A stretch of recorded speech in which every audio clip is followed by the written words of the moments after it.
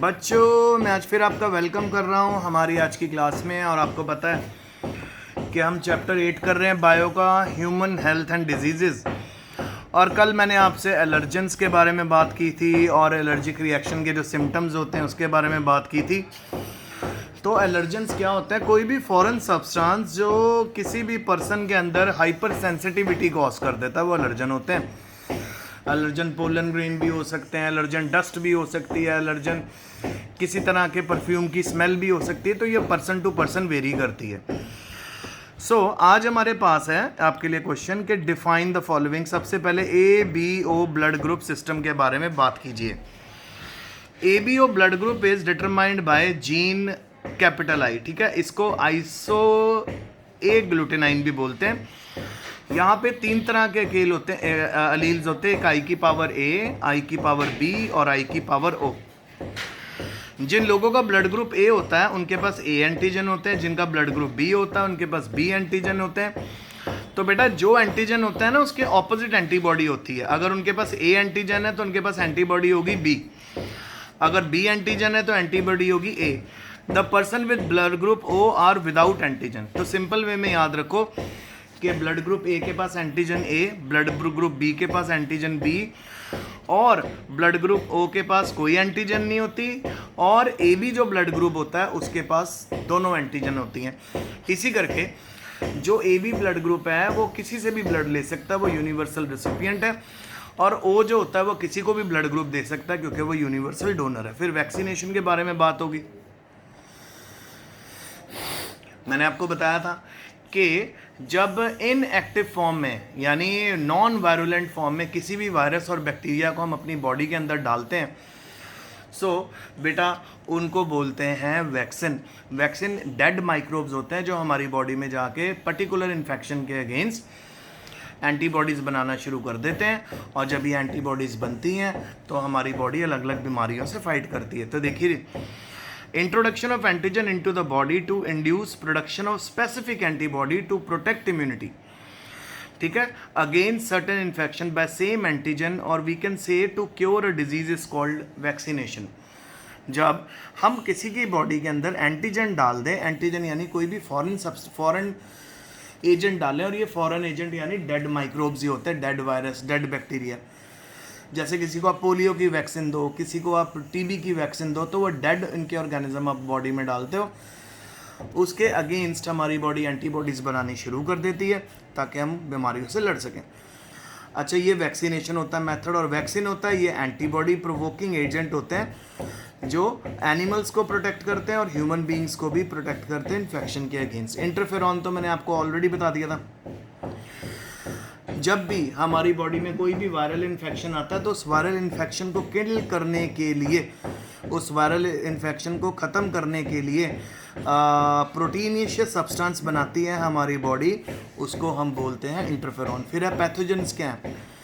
ये living organism होते हैं जो हमारे अंदर क्या कॉज करते हैं? बीमारियाँ। फिर पायरोजन क्या होते हैं? ये वो केमिकल होते हैं जो WBC रिलीज़ करते हैं जिससे हमारी बॉडी का टेम्परेचर बढ़ता है। पायरो मतलब हीट, पायरो मतलब टेम्परेचर। पायरोजन क्या होते हैं? केमिकल्स जो WBC रिलीज करते हैं ताकि बॉडी का टेम्परेचर बढ़े। अच्छा, फिर आगे इम्यूनाइजेशन। इम्यूनाइजेशन वो प्रोसेस होता है जिसकी मदद से बॉडी अलग अलग तरह की एंटीबॉडीज प्रोड्यूस करना शुरू कर देती है और against the vaccine preventable disease. कोई भी बीमारी जो वैक्सीन से ठीक हो सकती है उसको ठीक करने के लिए जो हम वैक्सीन लेते हैं उस प्रोसीजर को इम्यूनाइजेशन बोलते हैं। इम्यूनाइजेशन बेटा बच्चों में भी होता है। छोटे बच्चों को आपने नोटिस किया होगा इम्यूनाइजेशन प्रोग्राम, जब आप कई बच्चे आप में से नर्सिंग में जाएंगे तो उनको कम्युनिटी की जब उनका आउटरीच हुआ करेगी, आप लोगों को ग्रुप्स में डिवाइड कर देते हैं और आपको घर घर जाके जिस घर में छोटे छोटे बच्चे हैं, साल से छोटे बच्चे, उन सबको वैक्सीन देने के लिए भेजते हैं, पोलियो की ड्रॉप्स देने के लिए भेजते हैं। तो ये जब घर घर जाके पोलियो की ड्रॉप्स देंगे, इस पूरे प्रोसेस को इम्यूनाइजेशन बोलते हैं। यानी जो बीमारियां वैक्सीन से ठीक होती हैं उनके लिए वैक्सीन देते रहना। फिर उसके बाद बेटा इम्यूनाइजेशन अगेंस्ट टीबी होती है, इम्यूनाइजेशन अगेंस्ट पोलियो होती है, बीसीजी वैक्सीन होती है। सो ये सारा प्लान जो होता है ये इम्यूनाइजेशन कहलाता है। इम्यूनाइजेशन का मतलब कम्युनिटी में जाकर, चाहे बच्चे हों चाहे बड़े हों, एक प्रोग्राम लगाना जिसके अंतर्गत सभी को वैक्सीनेट किया जाता है, वैक्सीन देना। ठीक है, तो एक तरह का प्रोसेस है ये। अच्छा, फिर उसके बाद आ गया जी अलग अलग तरह के टी सेल्स पे। फिर हमारे पास क्वेश्चन आ गया, हमने ऑलरेडी ये क्वेश्चन पीछे किया था। सो आइए एक छोटा रिवीजन दे दें। तो टी सेल्स जो होते हैं हमारा थाइमस प्रोड्यूस करता है जी। टी सेल्स हमारे कौन कौन से टाइप के होते हैं? एक होता है जी किलर सेल्स। ये सेल केमिकल सिक्रीट करते हैं जो अट्रैक्ट करता है फेगोसाइट्स को और स्टिमुलेट करता है उनको, ताकि वो बाहर से आए माइक्रोब्स यानी एंटीजेंस को खाकर ख़त्म कर दें। ठीक है, सो किलर सेल्स ने क्या करना है, इन्होंने एक केमिकल सिक्रीट करना है और उस केमिकल को की तरफ अट्रैक्शन फील करते हैं हमारी बॉडी के WBCs। और हमारी बॉडी के जो WBCs होते हैं बेटा, वो अमीबा की तरह काम करते हैं। वो खाने को, जैसे अमीबा अपने खाने को इनगल्फ करता है, ये जो होते हैं हमारे फेगोसाइट्स होते हैं, ये माइक्रोब्स को इनगल्फ कर लेते हैं, उनको ख़त्म कर देते हैं। अच्छा, हेल्पर सेल्स का क्या काम है? ये एंटीबॉडीज़ बनाने में मदद करते हैं। सप्रेसर सेल्स का क्या काम है? जब इन्फेक्शन ख़त्म हो गया, सारा का सारा जो फेगोसिटिक एक्शन है, जो डिस्ट्रक्टिव प्रोसीजर है बीमारी के अगेंस्ट, उसको रोक देना है। क्योंकि अगर उसको नहीं रोका तो किलर टी सेल्स और हेल्पर टी सेल्स ही हमारी बॉडी को डिस्ट्रॉय करना शुरू कर देंगे। तो सप्रेसर सेल्स का काम है कि इस इम्यून सिस्टम के जो अटैक को, उसको स्लो डाउन करना और उसको कम कर देना। अच्छा, अलग अलग तरह के ट्रांसप्लांट कौन से, मैंने ऑलरेडी बता दिया था बेटा। ऑटोग्राफ्ट होता है जिसमें हम एक पार्ट को रिमूव करते हैं और उसको रिमूव फ्रॉम वन पार्ट और उसको दूसरी जगह पे ग्राफ्ट कर देते हैं, उसको हम बोलते हैं ऑटोग्राफ्ट। यानी टिश्यू रिमूव करा एक बॉडी के पार्ट से और दूसरी बॉडी के पार्ट पे उसको लगा दिया, या वहाँ पे उसको आप कह सकते हो ग्राफ्ट कर दिया।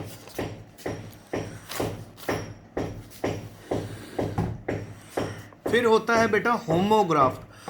होमोग्राफ्ट होता है डोनर और recipient of grafts are member of same species but are unrelated genetically. Homograft में सेम स्पीशीज के मेंबर है पर जेनेटिकली एक दूसरे से रिलेटेड नहीं है। जैसे मंकी का ग्राफ्ट हम एप को लगा दें, एप का ग्राफ्ट मंकी को लगा दें। ग्राफ्ट क्या होता है बेटा? कोई भी किसी भी तरह का टिश्यू को बाद में करता हूँ, वेट करो, वो पीछे ऊपर से नीचे करना पड़ेगा। अच्छा, फिर है जी ईसोग्राफ्ट। Donor and recipient of tissue are identical pure breed strain. Donor and recipient of tissues are identical pure breed strain. ठीक है, दोनों जो डोनर भी होता है, रेसिपिएंट भी होता है, बिल्कुल एक दूसरे को रिजेंबल करते हैं। और फिर आता है जी जीनोग्राफ। जीनोग्राफ में डोनर और recipient of graft are member of different species, अलग अलग स्पीशीज के मेंबर हैं। जैसे फॉर एग्जांपल हॉर्स का ग्राफ्ट हम किसी डंकी को लगा दें या डंकी का ग्राफ्ट किसी हॉर्स को लगा दें। कार का जो एग्जॉस्ट होता है, धुआं होता है, वो हमारी इम्यूनिटी को कैसे इफ़ेक्ट करता है? तो देखो जी, कार का जो एग्जॉस्ट होता है उसमें बहुत सारे टॉक्सिक केमिकल होते हैं, जैसे बेंजोपायरीन। बेंजोपायरीन जो हमारे इम्यून सिस्टम को, जो सेल म्यूटेशंस को प्रोवोक करता है, और जो हमारी बॉडी में एक पर्टिकुलर एंटीबॉडी होती है IgM, उसका अमाउंट कम करता है। ये पहली एंटीबॉडी होती है जो वायरस के अगेंस्ट फाइट करती है। अब ये जो बेंजोपायरीन है, इसने जैसे ही आप लोगों ने स्मोक को सूंघा, कार के एग्जॉस्ट को सूंघा, और वो जैसे ही आपने उसको सूंघा आपकी बॉडी में गई है, ये IgM नाम की एंटीबॉडी बननी बंद होगी और फाइनली क्या होगा, आपके ऊपर अगर कोई वायरल अटैक होगा वो एकदम हो जाएगा, क्योंकि ये पहली एंटीबॉडी है जो वायरल अटैक को रोकती है। ठीक है, ये क्या करती है? It lowers the formation interferon. Interferon का भी नंबर कर देता है, कार का एग्जॉस्ट कम कर देता है। इंटरफेरॉन प्रोटीनिशियस सब्सटेंस है, भी हमने पीछे पढ़ा, ठीक है ना। प्रोटीनिशियस सब्सटेंस है जो हमारी बॉडी प्रोड्यूस करती ताकि हम इन्फेक्शन को किल कर सकें। तो कार के एग्जॉस्ट ने एक तो IgM एंटीबॉडी कम कर देनी है, फिर हमारे में इंटरफेरॉन नहीं बनने देना है, जिससे फाइनली क्या हो जाता है, हमारी बॉडी में इन्फेक्शन होने के चांसेस बढ़ जाते हैं। तो इस तरह से कार का अगर हम धुआं ज़्यादा देर सूंघेंगे तो वो हमारी इम्यूनिटी को काफ़ी हद तक बहुत ज़्यादा कम कर देगा। और आज का आखिरी क्वेश्चन है आपके साथ मेरे पास कि ड्रग एडिक्शन क्या है। बेटा किसी भी ड्रग की आदत पड़ जाना उसको ड्रग एडिक्शन बोलते हैं। ये वो फिनोमिनन होता है जिसमें ड्रग को बहुत ज़्यादा यूज़ करने से उसकी आदत पड़ जाती है आपको। जैसे बेटा लोगों को तो रात को कभी नींद की गोली लेने की आदत पड़ जाती है, फिर वो जब तक नींद की गोली नहीं लेते उनको नींद नहीं आती। ये भी एक तरह की ड्रग एडिक्शन है। ड्रग दो तरह के ग्रुप में क्लासिफाइड है। सबसे पहले है जी narcotic drugs. These drugs include opium और इसके derivatives which depress the activity of central nervous system of the addict. तो नारकोटिक ड्रग्स वो होती है जिसमें नशा होता है और जिसको पीने के बाद सेंट्रल नर्वस सिस्टम या लेने के बाद सेंट्रल नर्वस सिस्टम एकदम सुस्त हो जाता है और नशा चढ़ जाता है लोगों को और उन्हें नींद आ जाती है। नींद के लिए लोग ये ड्रग्स लेते हैं और उनकी आदत पड़ जाती है। हैबिट फॉर्मिंग जो भी मेडिसिन होती है वो ड्रग्स ही होती है। फिर स्टिमुलेटिंग ड्रग क्या होती हैं? These increase the activity of central nervous system. CNS की सेंट्रल नर्वस सिस्टम की एक्टिविटी बढ़ा देती हैं, सेलुलर एक्टिविटी बढ़ा देती हैं, तो बंदा और ज़्यादा अलर्ट हो जाता है पर इसकी भी आदत पड़ जाती है। तो बच्चों इस तरह की ड्रग के बारे में मैं आपको बताऊं। कोकेन में आपको नशा चढ़ता है, आपको नींद नहीं आती पर आप एक्स्ट्रा अलर्ट हो जाते हो। पर again cocaine is habit forming drugs, तो ड्रग में आती है। सो भाई ये आज का लेक्चर था। अच्छे से पढ़ना, study well, study hard, stay safe.